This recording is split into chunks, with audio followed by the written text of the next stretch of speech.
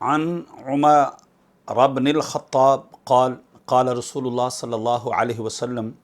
اذا دخلت على مريض فمره يدعو لك فإن دعاءه كدعاء الملائكة۔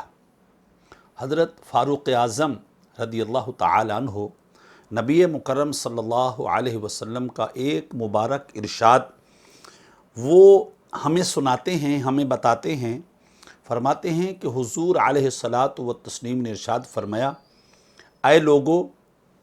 اذا دخلت علی مریض، جب تم کسی مریض کے پاس جاؤ، کسی بیمار کے پاس جاؤ عیادت کے لیے، بیمار پرسی کے لیے، تو فرمایا فَمُرْهُ يَدْعُو لَكَ، اس مریض کو کہا کرو اگر وہ اس پوزیشن میں ہے کہ وہ دعا کر سکتا ہے، وہ اس پوزیشن میں ہے کہ آپ کے لیے جو ہے خدا کی بارگاہ میں ہاتھ اٹھا سکتا ہے، تو فَمُرْهُ يَدْعُو لَكَ، اس کو کہا کرو کہ وہ تمہارے لیے دعائے خیر کر دے، تمہارے لیے دعائے مغفرت کر دے۔ مولا علی قاری حنفی فرماتے ہیں رضی اللہ تعالی عنہ، کیوں کہ مرہ یدعو لک لأنہ خرج عن الذنوب، وہ گناہوں سے صاف ستھرا ہو چکا ہوتا ہے، اور جو گناہوں سے صاف ستھرا ہو اس کی دعا قبول ہوتی ہے۔ اور فرماتے ہیں کہ حضور علیہ الصلاۃ والتسلیم نے ارشاد فرمایا فَإِنَّ دُعَاءَهُ، مریض کی جو دعا ہے کا دعاء الملائکۃ،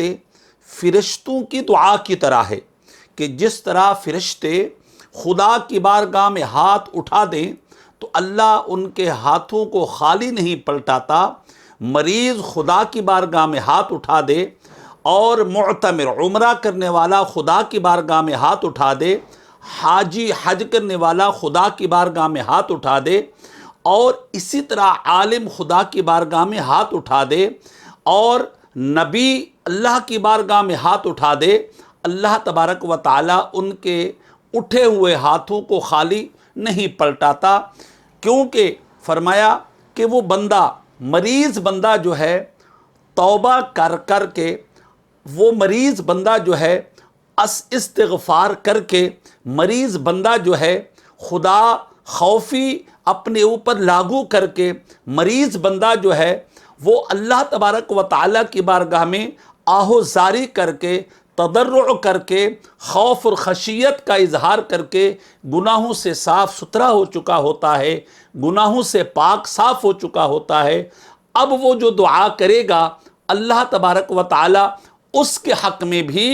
اور عیادت کرنے والے کے حق میں بھی بہت جلد جو ہے وہ قبول کر لے گا، اللہ اس کو بھی شفا دے گا اور آنے والے کی بھی مغفرت کا سامان بنا دے گا۔